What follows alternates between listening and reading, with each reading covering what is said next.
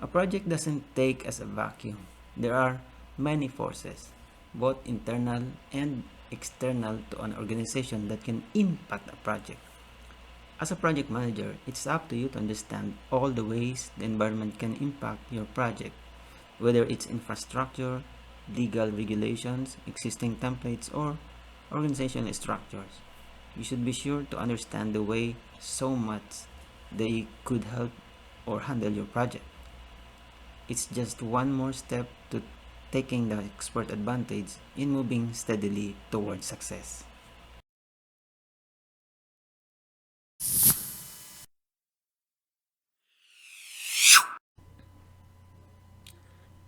Hello and welcome. In this video, we will tackle the environment in which projects operate.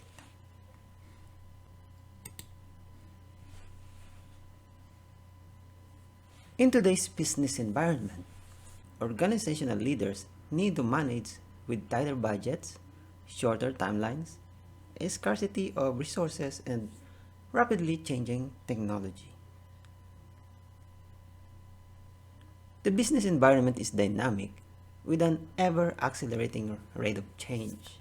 To stay competitive in a global economy, companies are embracing project management to consistently deliver value. The project doesn't take place in a vacuum, however. There are forces both internal and external to an organization that will impact any project.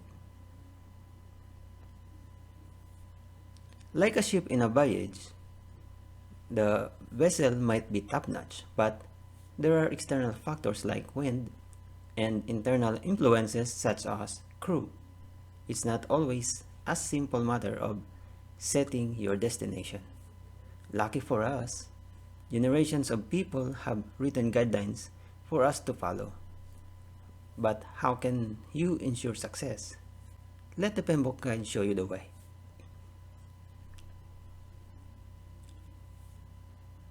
This is our main reference in this topic, our resource for good practices in project management.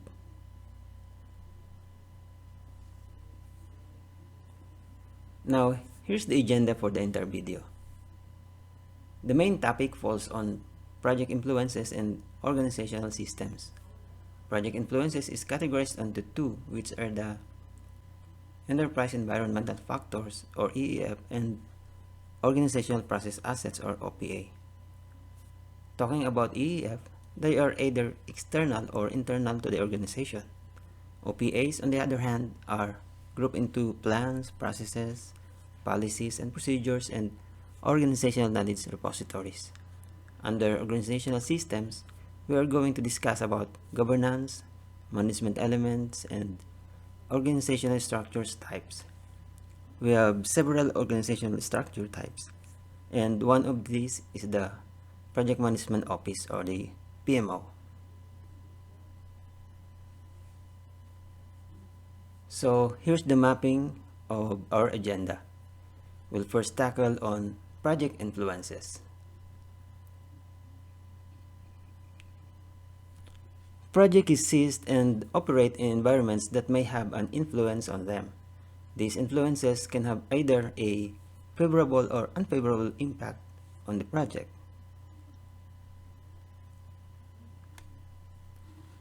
Project influences are of two major categories. They are the enterprise environmental factors and organizational process assets. One major category of influence is enterprise environmental factors or EEF. EEF originate from the environment outside the project and often outside the enterprise. They can include things like legal regulations or infrastructures. When we think about enterprise environmental factors, they are conditions not under the immediate control of the team that influence, constrain, or direct the project program or portfolio. Another category of influence are organizational process assets or OPAs. OPAs are internal to the organization and may arise from the organization itself. They can include things like existing templates and the reporting methods. Organizational process assets or OPAs are plans, processes, policies, procedures, and knowledge bases that are specific to and used by the performing organization. Do not feel the need to memorize which EEFs or OPAs are inputs or outputs of different processes, though it is important to be able to recognize if an idea is an EEF or OPA.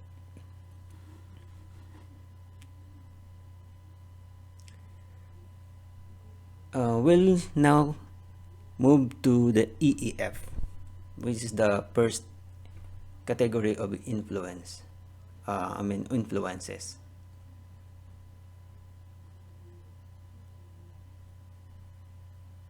EEFs, or the enterprise environmental factors, are uncontrollable conditions that influence, constrain, or direct the project. Enterprise environmental factors, or EEF, could be internal or external to the organization. It can have a positive or negative influence on the outcome of the project. It is considered as inputs to project management processes, especially those around planning. Now we will move to the external EEF. So which of the EEFs are the enterprise environmental factors external to organization? The following are the EEFs external to the organization: marketplace conditions, social and cultural influences and issues, legal restrictions, commercial databases, academic research, government or industry standards, financial considerations, and physical environmental elements.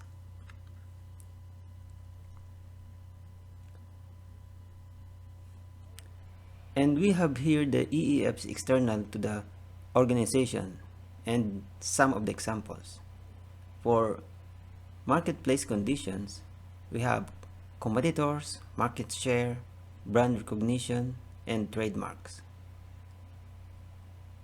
For social and cultural influences and issues, we have political climate, codes of conduct, ethics, and perceptions. For legal restrictions, we have country or local laws and regulations related to security, data protection, business conduct, employment, and procurement. For commercial databases, we have benchmarking results, standardized cost estimating data, industry risk study information, and risk databases.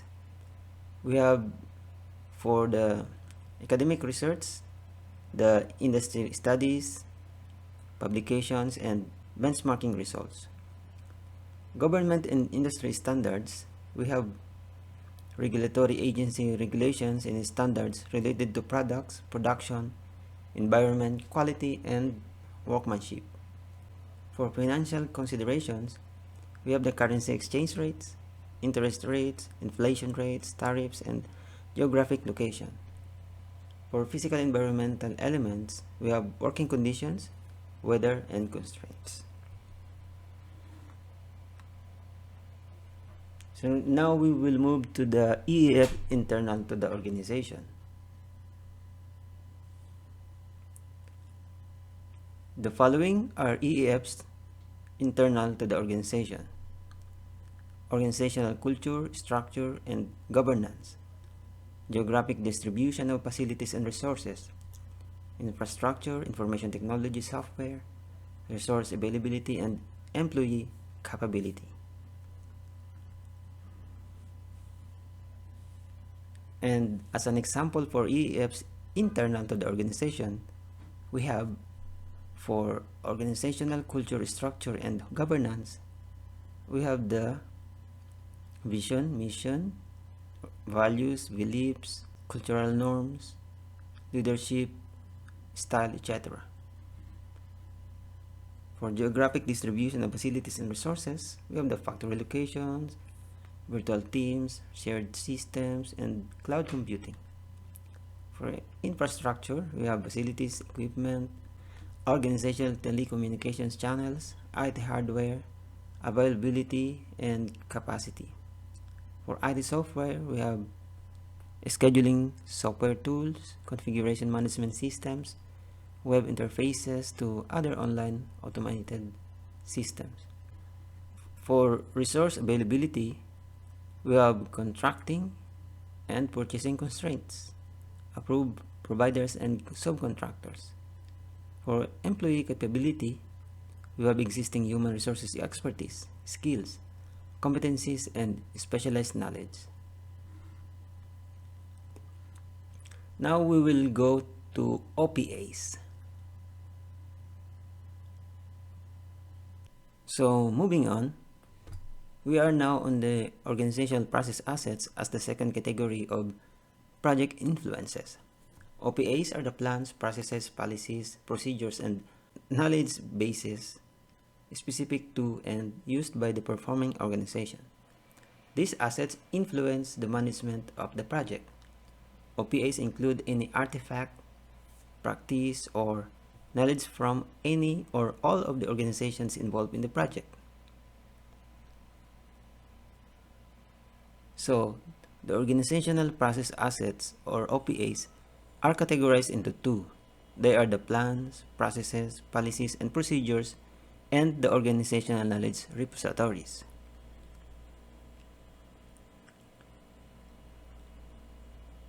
So we will move for the first category of the OPA, which is the plan, processes, policies, and procedure.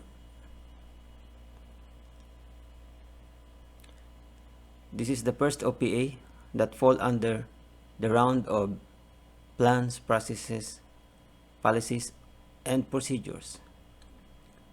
These are not updated as a result of project work. They are usually established by the project management office and can only be updated by following organizational policies.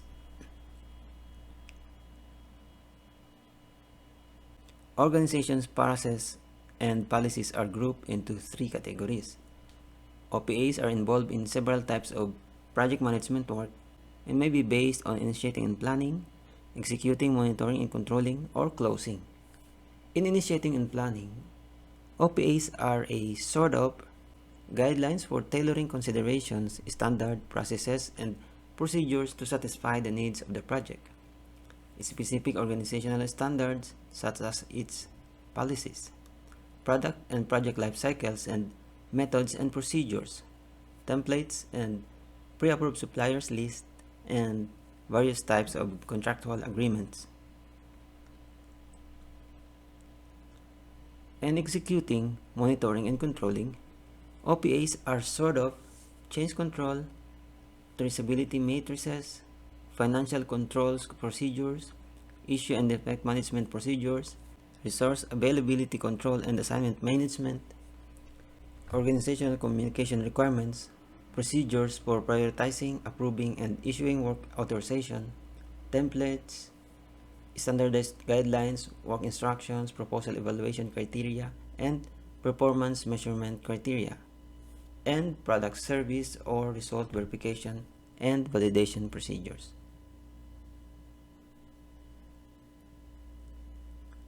In closing, OPAs are sort of project closure guidelines or requirements.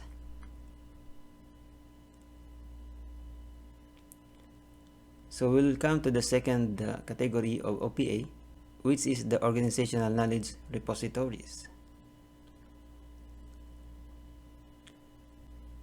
Since OPAs used to inform future work and are internal to the organization, they can be updated continuously throughout the project as knowledge about the project is understood. The organizational knowledge bases of a project will store and retrieve important information regarding various factors: configuration management knowledge repositories, financial data repositories, historical information and lessons learned knowledge repositories, issue and defect management data repositories, data repositories for metrics used to collect and make available measurements data on processes and products, and project files for previous projects.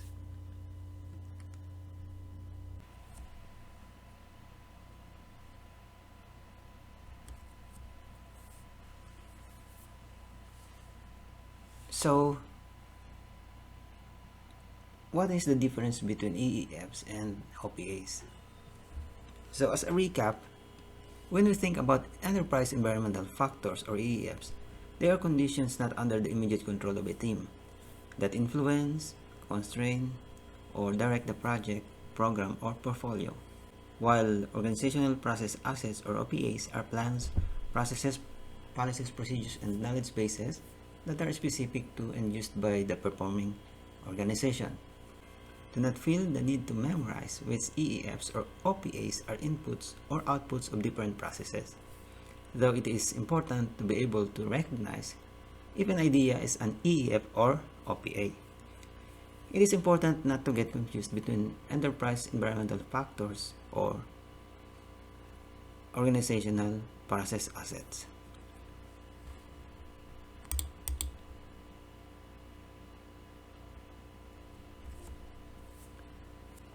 Organizational process assets are just like assets, things that are owned or created by the organization and could be reused in a project and would always help positively towards the project.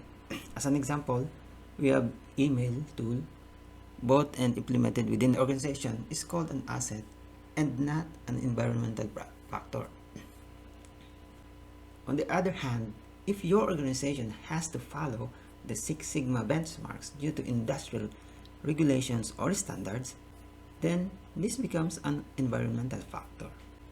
However, the fact that in the last Six Sigma Green Belt project in your organization has left you with very good templates and processes and could be used in this project, therefore, that are your assets.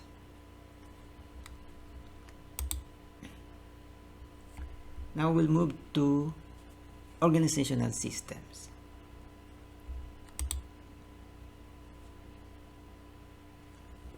Organizational systems play a significant role in the life cycle of the project. System factors can impact the power, influence, interest, competencies, and political capabilities of the people that act within the organizational system.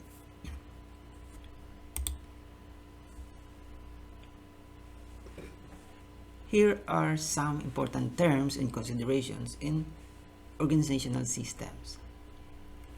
A system is a collection of various components that together can produce results not obtainable by the individual components alone. A system component is an identifiable element that provides a particular function or group of related functions. In an organization, the interaction of the system components creates the organizational culture and capabilities. An organizational system is comprised of multiple factors within an organization that creates a unique structure and can impact the project operating in that system. An organization system determines the power, influence, interest, competence, and political capabilities of the people within it. Projects operate within the boundaries imposed by the organization through its structure and governance framework.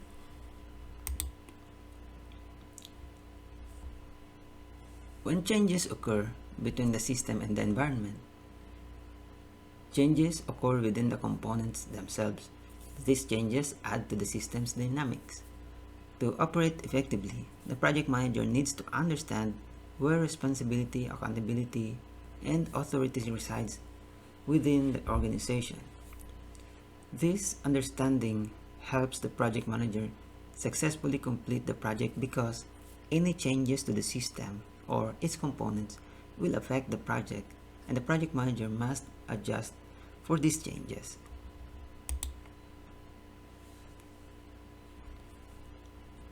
So the factors that influence the system are broken down into three different categories. These are the governance frameworks, management systems, and organizational structure types. So we'll come to the governance. Governance refers to organizational arrangements designed to determine and influence the behavior of the organization's member. The concept of governance is multi-dimensional. It considers people, roles, structures, and policies. Governance also requires providing direction and oversight through data and feedback. Governance acts as the framework that exercises authority in an organization, and this framework may include rules, policies, procedures, and norms within the organization.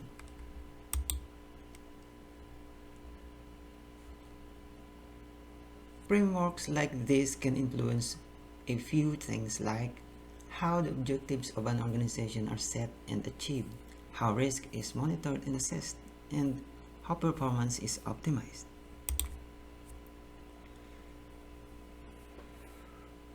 Project governance refers to the framework that guides project management activities in order to meet organizational strategic and operational goals. A governance framework should be tailored to the needs of the organization in order to be effective.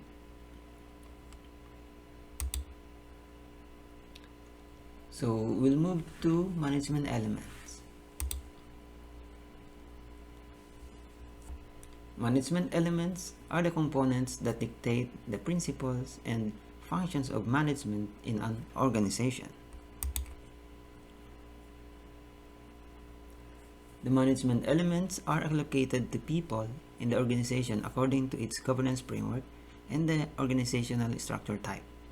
The key functions and functions of management elements may include things like the authority given to perform work, the division of work using specialized skills and availability to perform work, any discipline of action like disrespectful authority, people and rules, being paid fairly for work performed, and demonstrating that the goals of the organization take precedence over individual goals.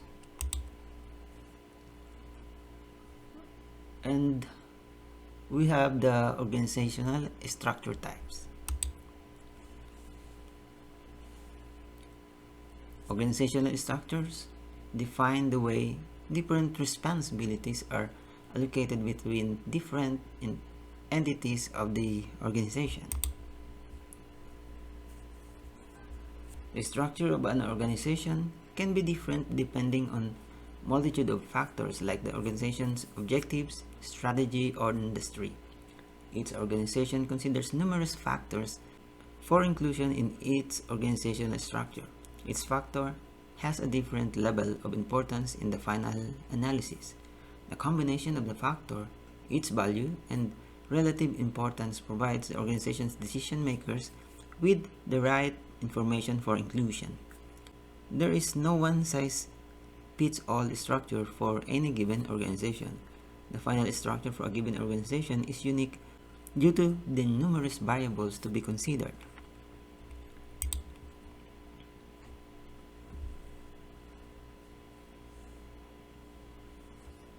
Some factors that can be considered include the degree of alignment with organizational objectives, specialization capabilities, the span of organizational control, efficiency and effectiveness, and a clear path for the escalation of decisions.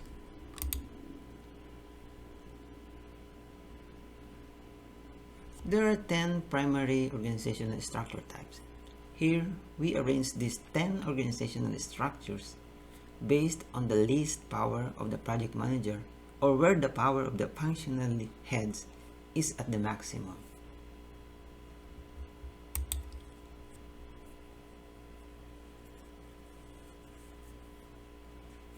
The functional or centralized organizational structure. In a functional or departmental organization, the functional or departmental head has all the power and full command over the resources. Since the projects do not even exist there, the project managers are not even thought of. Every person is known by the department or function that they are assigned to. People are organized in entities based on their specialties like marketing, IT, and procurement, and entities like departments or teams. Managers control and decide on most of the operational aspects. Also, managers are the ones coordinating any projects.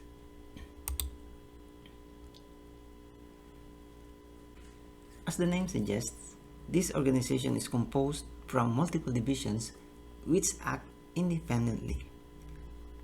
There is a higher entity, the parent company, who has the high-level control but at the same time gives a lot of autonomy to its divisions. This organizational structure is also known as M-form or MDF. This form of organization structure is meant for expansion into different markets. Standard Oil was the first company that adopted this organization style. This form of organization has a core central owners, shareholders, decision makers, called the firm, with several divisions for each line of business, and each of these divisions working as an autonomous organization in itself. Each of the divisions would be having their own strategic heads with immense decision-making power. General Motors adopted this method to create divisions for each of its major categories of vehicles. This allows for massive expansion fast due to decentralization of power and decision-making, and also helps adapt to changing market conditions by creating new divisions to harvest or an opportunity or to hive off divisions to get out from a line of business. Each of the divisions may be different organization type. Each of the divisions may be a different organization structure. From the point of view of project management, such organizations are rather functional in nature, and hence each of its divisions exhibit functional organization-like characteristics. Hence, the power of the project manager is even a little less than they have in the weak matrix. You can imagine it to be somewhere in between functional organization and weak matrix as far as project management power is concerned.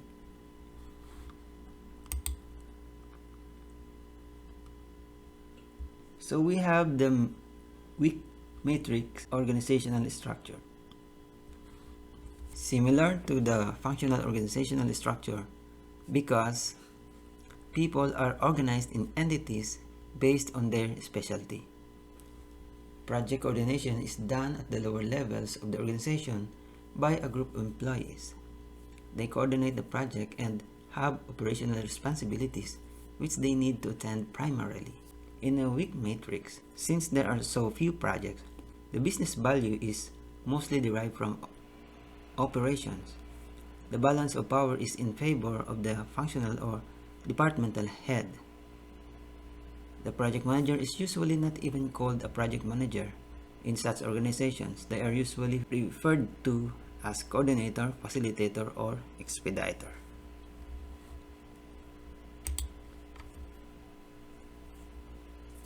Then we have the organic or simple organizational structure. As the name suggests, this is the simplest type of organizational structure. It presumes that reporting and a large number of employees for each manager. The interactions between employees tend to be equal in terms of authority. This organization style is most basic style, something like the structure of most startups during their first few years, where all employees are at the same level with hardly any kind of formal hierarchy or reporting structure. This organization is so flexible and adaptive to change that is also called organismic organization. Organic organization thrives on the power of personalities and relationships, lack of rigid procedures and communication, and can react quickly and easily to changes in the environment. Thus, it is said to be the most adaptive form of organization. Decisions arise from the needs felt by individuals in the group, who propose changes to the group, either by discussion or by changing behavior or operations without discussion. The rest of the individuals in the group adapt to changes as they need to. The weakness of the model is that it requires cooperation and constant adjustment from all the members. From the point of view of project management, the project manager has hardly any authority, nor are they known as project managers. The decision makers in all cases, whether projects or operations, are the organization's owner or owners.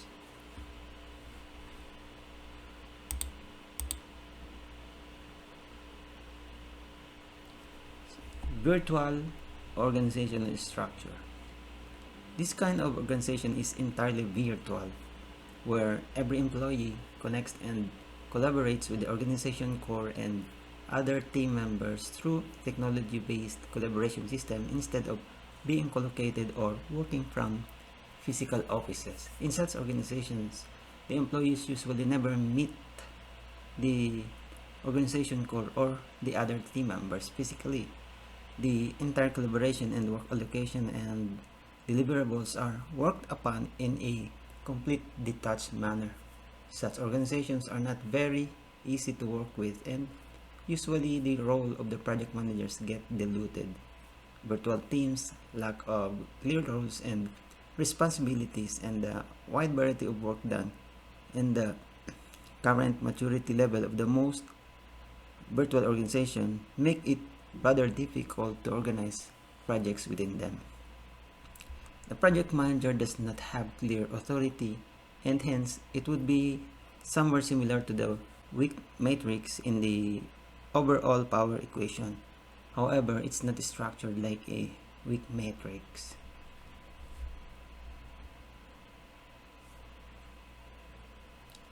Balance matrix. Similar to the functional organizational structure because people are organized in entities based on their specialty. However, in this entity, one of the employee assumes the role of the project manager and has double responsibility, operational and for the project. In a balanced matrix or matrix organization, the project managers and the functional or departmental heads have equal power over resources and decision making. This creates certain complexities in communication in a matrix organization, as well as creates situations that are prone to conflicts and confrontations. Most employees feel that they are stretched between the demands of the projects and the operations.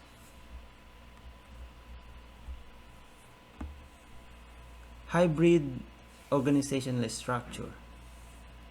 Hybrid organizational structure combines a different types of organizational structure, like a multi-divisional structure with functional or balance with a strong matrix structure.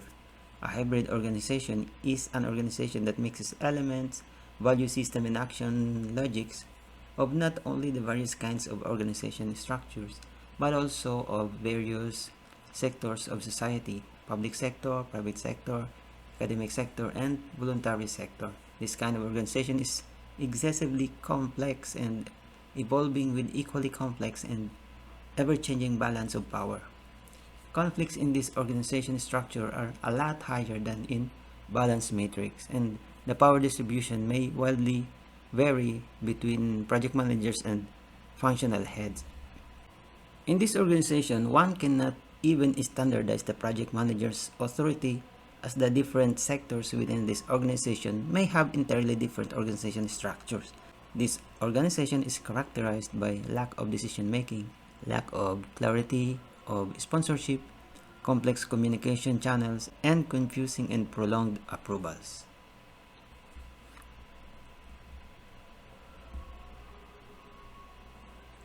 Strong matrix.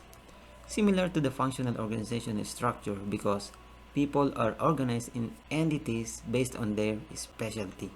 There is a dedicated entity often called a project management office, which includes all the project managers. They have a project director and are responsible only for project activities.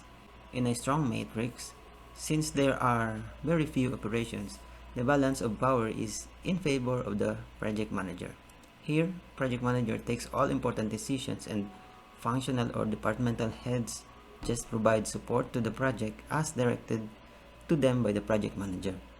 There are departments, and those departments have department heads as well, but they do not have much powers or authority over the resources or decision making.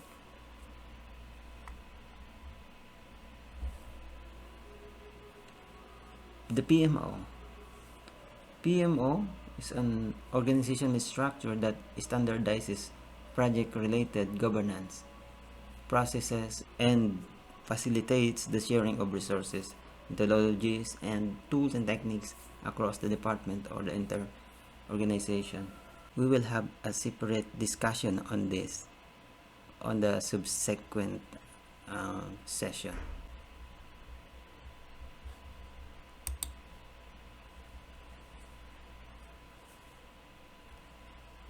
The project-oriented organizational structure. The project-oriented organizational structure is structured and oriented around projects. Organizations, entities are created to manage, support, and implement a specific project. At the end of the project, if no other project is started, the entities are adjourning and employees move to another organization.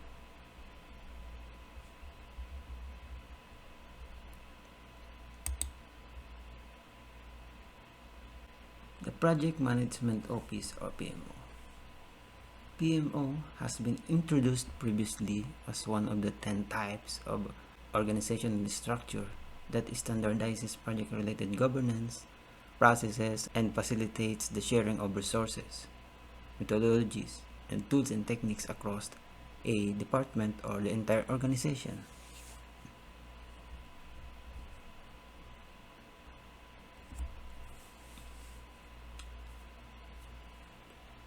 A project management office or PMO is an organizational structure that may support strategic alignment, liaison between the organization's portfolios, programs, projects, and the organization's measurement systems.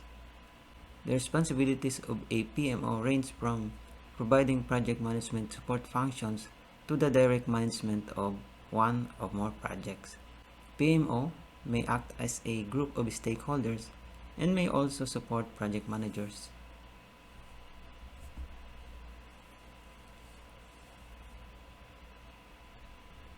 PMO varies in the degree of influence it has on a project.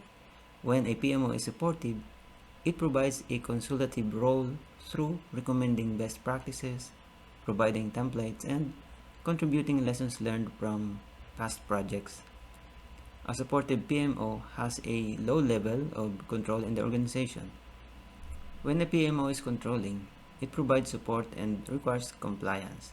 Compliance may involve the use of specific templates, methodologies, and governance framework. The controlling PMO has a moderate level of control in the organization. When a PMO is directive, it takes control and manages project. Project managers assigned to organizational projects report to the PMO. There is a high-level control in the directive PMO has within the organization.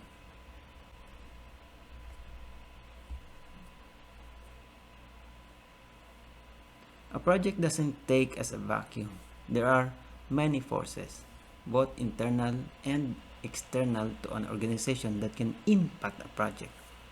As a project manager, it's up to you to understand all the ways the environment can impact your project, whether it's infrastructure, legal regulations, existing templates, or organizational structures.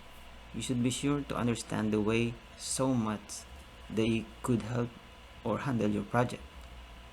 It's just one more step to taking the expert advantage in moving steadily towards success.